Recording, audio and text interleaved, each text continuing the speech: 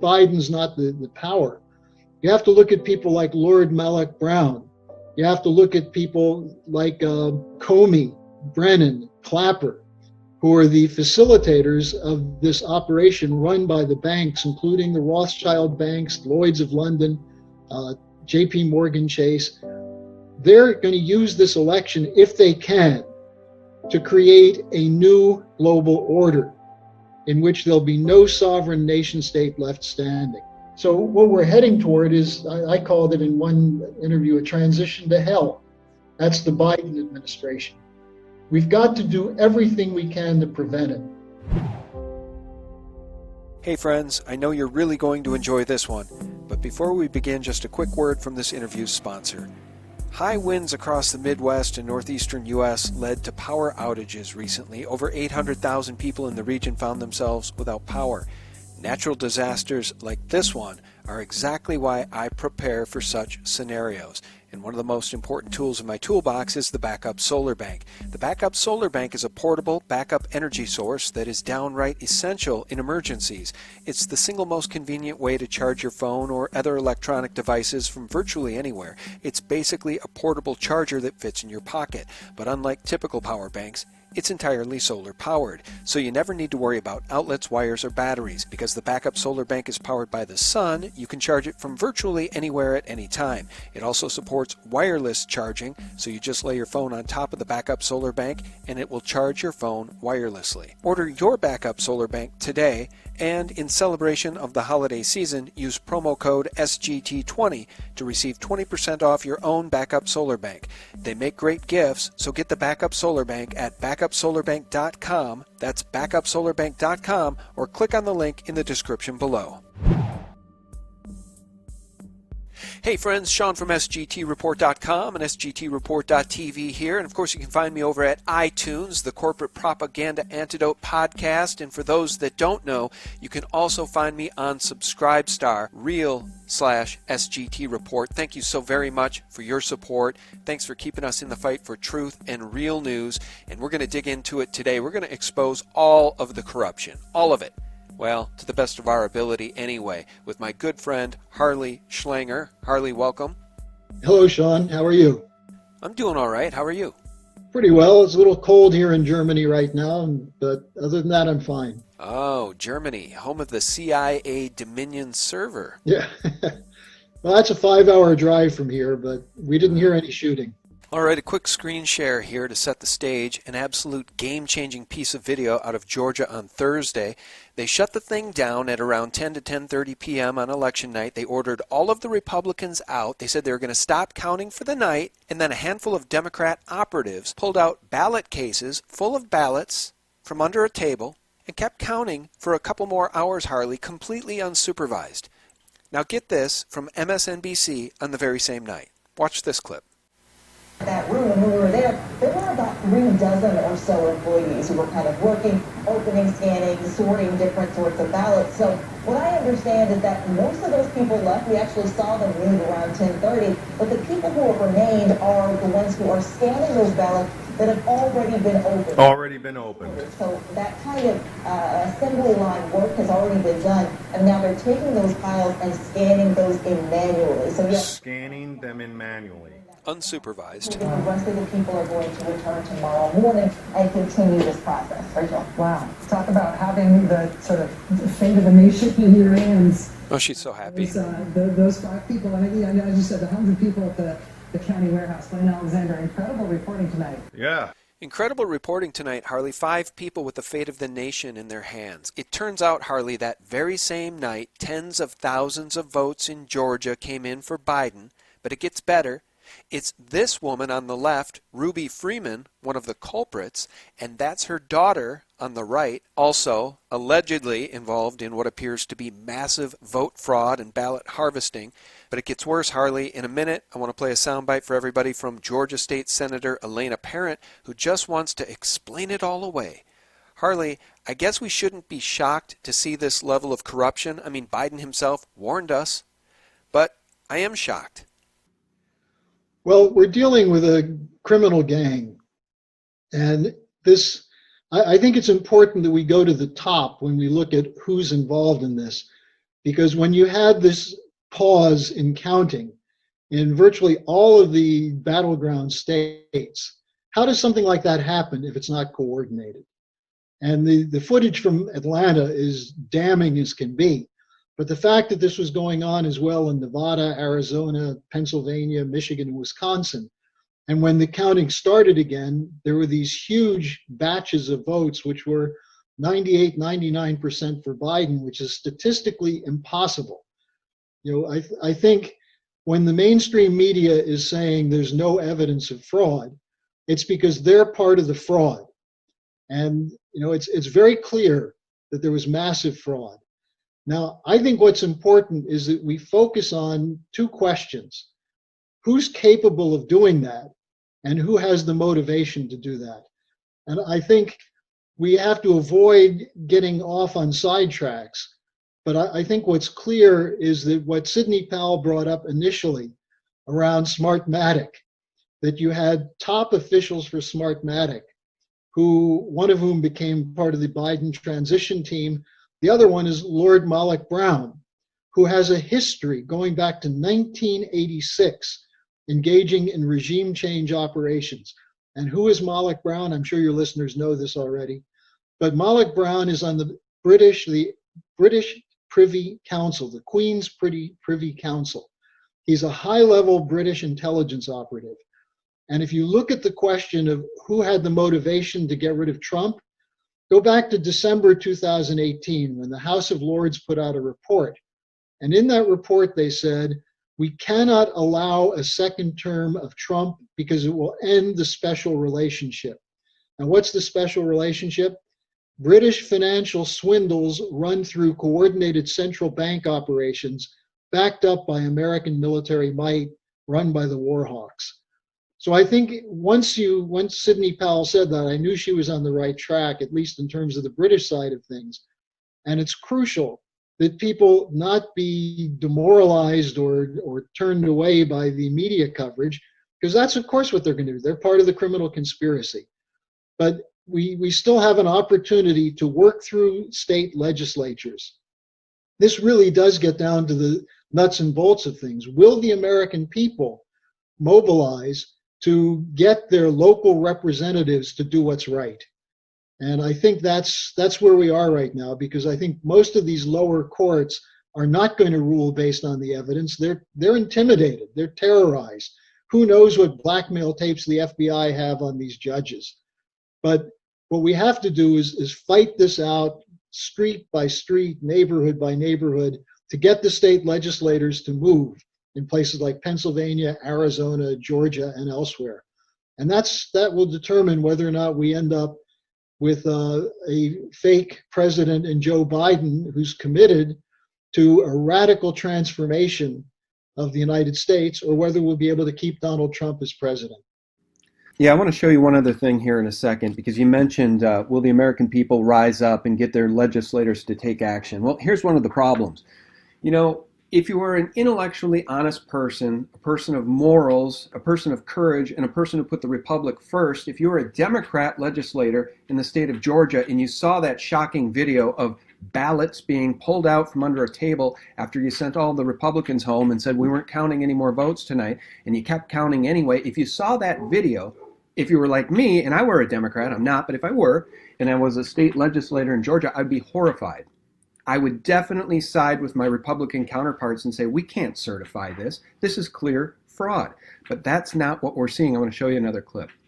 This is Georgia State Senator Elena Parent, and she's talking about that video surveillance of the 5 people counting ballots after all the Republicans were sent home. Listen to this. It's really disgusting. Thank you very much, Mr. Chairman. Well, colleagues, I sort of feel like where I sit that it's kind of like an Alice in Wonderland moment where you've gone down a rabbit hole and through the looking glass everything gets wavy and seems really confusing.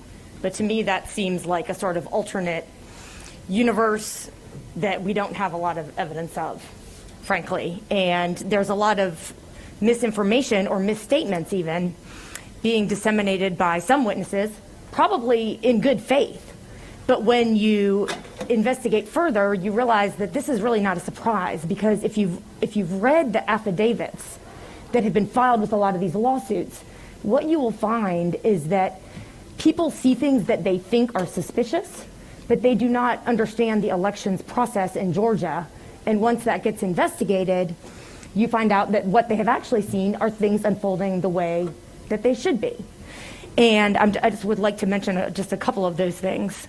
First of all, in the video that we were shown, as I mentioned to our Whip Gooch, the Secretary of State has issued many statements about all those things that were raised in the video. And the Secretary of State says our monitor was there. And in fact, since this morning, they've identified the person. It's a young white guy between 25 and 30 wearing a blue jacket that is in the video. That is their monitor that was there the whole time. Okay. I'm going to just pause it there because this is so outrageous. She's going to try to explain away the video. So is the corrupt Secretary of State going to try to explain away the video and say that, oh no, they didn't send all the Republicans home. There was some white guy there, age 25 to 30, who was monitoring it. Are we supposed to buy this, Harley? These people, to me, that's panic. To me, that's absolute panic. I think she interned at the Adam Schiff School of Public Relations. Where you learn to lie and stick to a lie and, in fact, try to sound convincing. Shauna, we had a hearing. The Schiller Institute had a hearing last weekend, which included myself. I gave some of the evidence of the fraud. Bill Binney spoke on two things. One is the statistical improbability of Biden winning these states by 98% of the post-12 o'clock counting. But Binney also spoke about what Sidney Powell calls the electronic ballot stuffing, the ability to use cyber technologies to commit fraud in the blink of an eye. Sidney Powell has some of these documented in her lawsuits.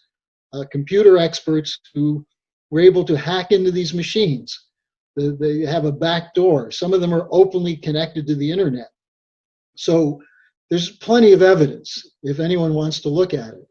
The question really is, are we going to stop this coup before it's completed?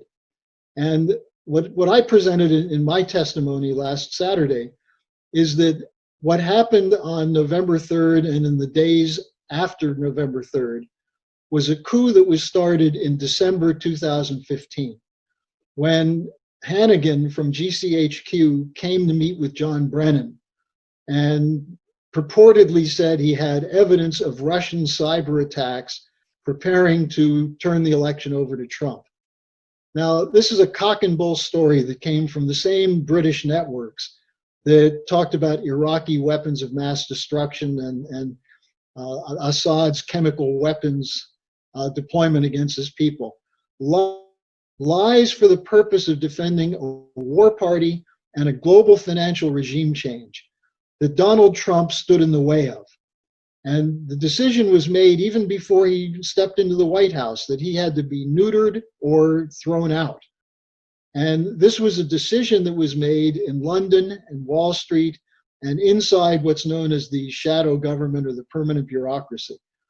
Now, we know these guys are criminals. Look what they did in these wars. They've been covering up war crimes. They're covering up lies that got us into the wars. They'll lie about anything to extend their power. Now they're saying that we need to have this global central bankers dictatorship because elected governments don't do a very good job of managing economies because they're too responsive to their constituents' needs. In other words, dictatorship. Now, this is the level on which we have to fight this, because we're fighting against people who are not communist or right-wing or left-wing. They're fascists. This is a global fascist totalitarian move being run through the pathetic character of Joe Biden, the front man for this. But Biden's not the power. You have to look at people like Lord Malloch Brown. You have to look at people like Comey, Brennan, Clapper, who are the facilitators of this operation run by the banks, including the Rothschild banks, Lloyds of London, JP Morgan Chase. They're going to use this election, if they can, to create a new global order in which there'll be no sovereign nation state left standing.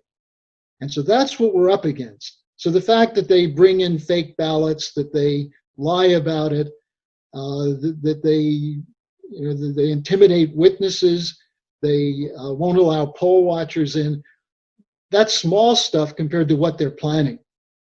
Now, we've got to make sure that the story gets out as widely as possible.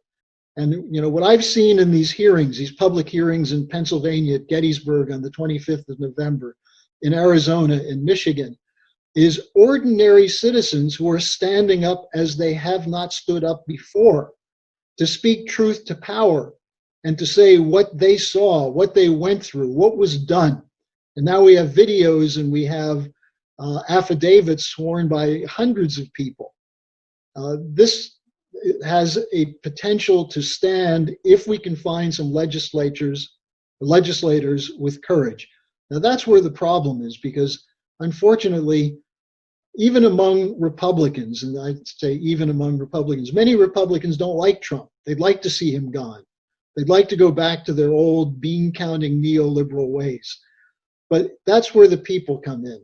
Now, on your question of would there be a Democrat who would be honest about this, I think we're long past the day that there are Democrats who actually care about what they talk about, whether it's civil rights, civil liberties, justice, fairness. That's a fraud. It's a complete fraud. It's been beaten out of the party by the Clintons, by the Obamas, and others. So it's up to us. We've got to fight.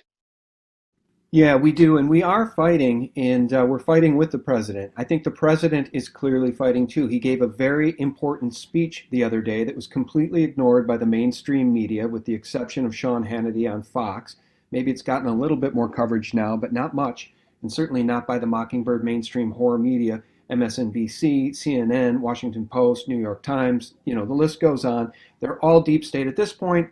I think the mainstream media is essentially an arm of the CIA. Okay, I think they're one and the same. But the president gave a very powerful speech, and he said it is his constitutional duty to ensure a fair election where only the legal votes are counted. Now, to me, Harley, that sounds like a man who knows that on November 3rd and 4th, war was waged against our nation. It's a literal war. It's not a shooting war, but it is an attempted coup. And let me do another screen share because you got to hear this, Harley. This man, this wholly corrupt old man, cannot be allowed to be the president of the United States because he is a clear and present threat to national security. Listen to this. When we disagree, it'll be just like, so far it's been just like when Barack and I did. It's in private. She'll say, I think we should do A, B, C, or D. And I'll say, I like A, don't like B and C. Mm-hmm. And it's go, okay. And like I told Barack, if I reach something where there's a fundamental disagreement we have based on a moral principle, I'll develop some disease and say I have to resign. We don't have that. We haven't, and we discussed at length. I think our president is very well aware that the wholly corrupt old man known as Joe Biden cannot be allowed to be president of the United States because he is a clear and present threat to the national security. So I just want to paint the picture for folks that I think regardless of what these state legislators do or do not do, the president is willing to take this fight even further because it literally is a fight for the very future, the soul of our republic. Let me go back to what you said about the president. He's made it clear he's not giving up. And even if he's abandoned by the Republican Party, he knows that there were 70 plus million people who not only voted for him, but large numbers of them turned out in rallies, state after state, in the last days of the campaign. So he's going to fight. Now, here's what I think he has to do, because I agree with you. I don't think we can fully trust the legislators. We certainly can't trust the courts. I'm not even sure we could trust the Supreme Court. But he's got to change the terrain of the battle. First, I think he has to find someone who can go in and get all the documents that are still classified, or that have been declassified but not released, or declassified but redacted, get them unredacted and put them out in the public so that the American people can see what crimes were committed for the last 4 years against him. The lies, the slanders, the operations run to destroy his presidency and to destroy the country. Because the coup didn't start with the vote fraud. The vote fraud is what you might call the coup de grace of the coup. So first thing, he's got to get those documents released. Secondly, he's talked about this. He's got to appoint a special prosecutor immediately who can file criminal charges whenever we find evidence of fraud. And there's all sorts of evidence of that. And you can prioritize who you go after, but that's got to be done. And then I would say the third thing he should do is immediately issue a pardon to Edward Snowden and Julian Assange, who can back up not only what he's saying about the war party, that they lie, they have put America at risk, danger, real danger, for fraudulent self-interest as opposed to national interest. And secondly, by bringing Snowden in, you can show what the surveillance state is, what big tech is, what they've done to spy on every single American, and not just spy on them, but manipulate them using social media. So those three steps, the full public release of documents, a special prosecutor in the vote fraud, and bringing back Snowden and Assange, promising them safe passage and a pardon, I think that would be the kind of blow that would be the most important way to get around what's otherwise going to be running out of time, because the Democrats are just dribbling out the clock. The court system is not moving. So I think he's got to take some very direct measures. And my recommendation would be bring someone like Rick Grinnell in to get these documents out, because he showed he could do it when he was acting director of national intelligence. Harley, I don't even know where to go with this because I'm so concerned about it. Our nation is at war, and yeah, no shots have been fired, although that might not be true. We heard that there were shots fired in a firefight in Frankfurt, Germany. Do you know anything about that server? It's said to be maybe a CIA server or the Dominion server being housed by CIA. What do you know about that? And what could you tell us about Kraken? Well, what Bill Binney said is that he doesn't think there's any reason to have a server outside the country. And I've tried to find out in Germany. I've talked to various intelligence sources I have here, and they won't confirm or deny anything. But what Binney said is that you don't really need to move the votes out of the country. It's very easy to do it the way they did it, by just loading them up on this state equipment. But to get to your bigger question, what's going to happen? The reason I made those 3 points of proposal is that the country needs to be shaken up. It is a divided country. The effects of the coup for 4 years, the effects of lying and slander, the disinformation, the disorientation of large numbers of people, the demoralization, that changed with Trump's campaign. So we have a rallied portion of the population looking for a fight, willing to fight. But we've got to make the battle lines really clear. And that's what I think the president could do by taking those steps. Now, what else could he do? Fire Haspel, fire Christopher Wray, fire Bill Barr. Barr showed which side he's on when he said he couldn't find any evidence of fraud. And then Giuliani shot back at him and said, you haven't interviewed one of the people who signed an affidavit. You haven't looked at one of the machines. What do you mean you didn't find any fraud? So I agree, we're in an extremely dangerous moment in history, because on top of that, Biden is what's being put together for Biden is a war cabinet that's committed to expanding the wars in the Mideast at the point at which the president is shutting them down. And he's putting together an economic team that's going to go for a global reset, which will be a global bankers dictatorship, using central bank controlled global digitalized currencies, and taking power away from elected governments and putting it in the hands of technocrats who work for the swindlers of the largest banks.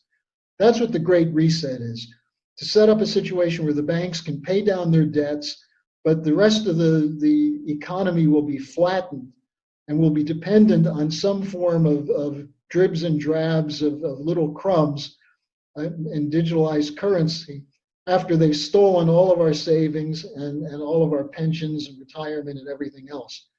So what we're heading toward is, I called it in one interview, a transition to hell. That's the Biden administration. We've got to do everything we can to prevent it.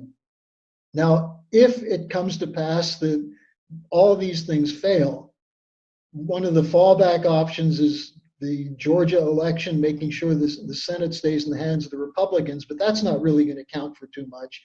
We've got to have an ongoing mobilization of citizens on the local level all over the country. And when things come up which are part of this global dictatorship, people have to mobilize. We have to get the elected officials more scared of their constituents than they are of getting a bad name with big tech or the bankers. Well, I'll tell you this, Harley.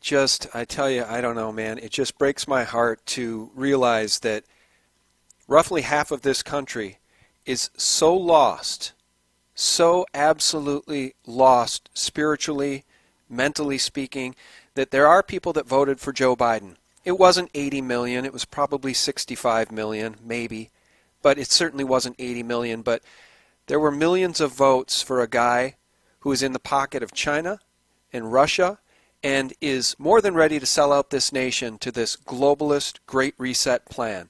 And these stupid Democrats have no idea what's coming. They have no idea what they voted for. Or maybe they do. Maybe they really do want open borders, abortion on demand, no sovereignty for the United States, Paris Climate Accords so we can gut our industry and have no affordable forms of energy, open the borders to endless visas so people from China and India can take all the good big tech jobs.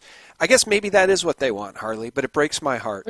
I'm not sure about that. I think many of them believe that Biden is really going to deliver something that will be good, the same way many of them believed initially that Obamacare would be a solution for the health problem. And we've seen that Obamacare was nothing but an insurance swindle. Now, you're right about a section of the population being brain dead and lured into something. I think there's something worse than a Russia-China takeover. I think what we're seeing is the real heart of evil in the world is the imperial banking system. And that's not run by Russia and China. The Chinese may have certain deals with the British. I don't think the Russians do, but there's something Putin said the other day that really struck me. He spoke at this Valdai conference, and he said, in the West, it appears as though there's no longer a value placed on life. There are no moral principles underlying the decisions that are being made by Western governments. Now, he was saying that as a Russian nationalist who believes in the principles of national sovereignty. This is where he and Trump could have worked together.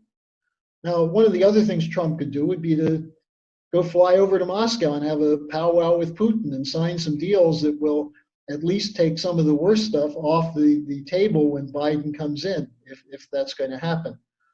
But I think there's such a low level of thinking on the part of the people who were turned against Trump by the media and by their own foolishness. And unfortunately, I think a lot of the Trump supporters assumed that Trump could do it all and didn't stay mobilized. Look, the 2018 elections, there's a good chance that there was rigging of the 2018 midterms to give the Democrats such a big majority in the House. When they didn't concentrate it on it in 2020, what happened? Republicans won back a lot of those House seats. So, I think we're in for a real moment of confrontation in this country. I hope it doesn't become bloody and violent, but I think what's important is that people stick to real principles of our Constitution and our founding fathers and do everything we can to win over at least a portion of the other side. Because I think Trump was actually doing that in the election. He got more votes from African Americans, more from Hispanics. I think we really did win the election. And can we do something to turn that into a governing majority? Well, I hope so. All right. Well, I think that these corrupt politicians, mostly Democrat, but there's a lot of turncoats on the Republican side. Absolutely. John Kerry was just in front of the World Economic Forum, and he says the Great Reset is an awesome idea because we need to put an end to populism and Trumpism. So he's openly touting the end of American sovereignty. So there are plenty of traitors. Paul Ryan comes to mind. There's so many that have not stood with the president and that are ignoring this blatant, obvious corruption. And I think many, many, many of these corrupt politicians are underestimating the anger of the American people. I think more than 80 million people voted for President Trump. Mm-hmm. These people are so pissed off, Harley. People are so outraged by the lockdowns we see in these Democrat states. Look at the rebellion starting to happen in New York City under Cuomo. Look what that criminal Gavin Newsom is doing in California, ordering people to shelter in place for the next 3 weeks. I think these criminal politicians are vastly underestimating the anger and the resolve of the American people. And I'm not calling for violence, but I think these people don't recall history. Do you recall what happened to Nicolae Ceausescu in Romania, Harley? Yeah, sure. The man thought he was in control until he wasn't. And 3 or 4 hours later, he and his wife were put in front of a firing squad. Same thing happened to Honecker in East Germany, who proclaimed a 1,000-year Reich, and within a few weeks he was in a hospital somewhere in South America. No, I think one of the things, if we can survive through this immediate period, one of the benefits we have is that the enemies of the American system are now identifiable. We know who these people are. They're no longer just names. You see them every night parading on the media. And I think you're right. There's a good portion of the American people who have had it up to their eyeballs with this stuff. The question is organizing them in an effective way with solutions to the problems. And that's where our enemies have had the benefit of the destruction of the education system, the destruction of morality. You know, I think Putin really was right about that. If you look at the fact that in New York State you're having late-term abortions now, up to the time of birth, killing the elderly is a strategy that's being advocated. Look, Biden is talking about bringing Ezekiel Emanuel in on his COVID task force. Emanuel, who's the brother of Rahm Emanuel, was the author of what was called the death panel policy in Obamacare. And he wrote an article saying no one should live past 75. So we're talking about satanic genocidalists. It's not just people we disagree with, but people who are turning their back on the fundamentals of Western Judeo-Christian values. And I think there's still enough of a reservoir in the American people that believes in those values and cherishes them, that we can still pull out of this and create a majority around an American system solution. But it's going to be very difficult, and it's going to be a test for all of us. Well, it's only going to be difficult because they steal. They lie, cheat, and steal. Because what you just described exists.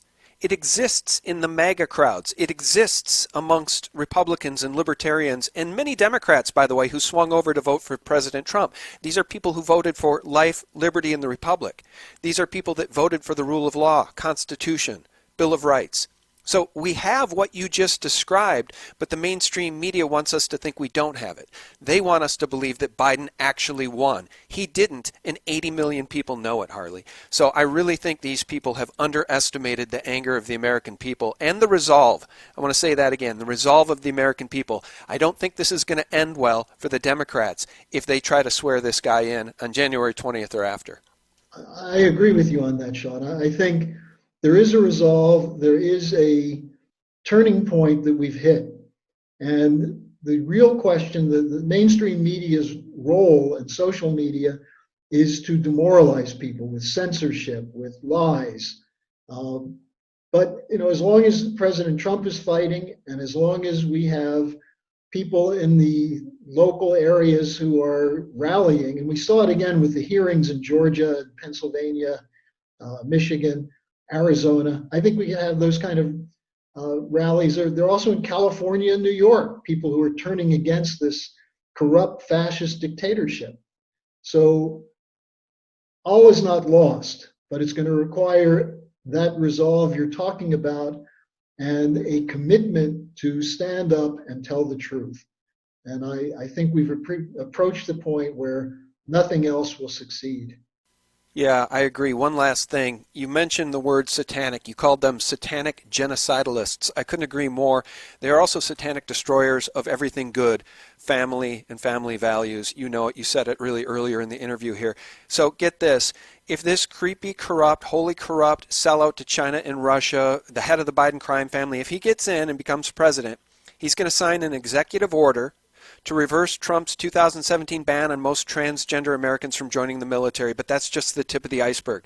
Harley, he's also said that he is going to sign in some sort of executive order that would allow trans boys in high schools to use the girls' bathrooms and locker rooms.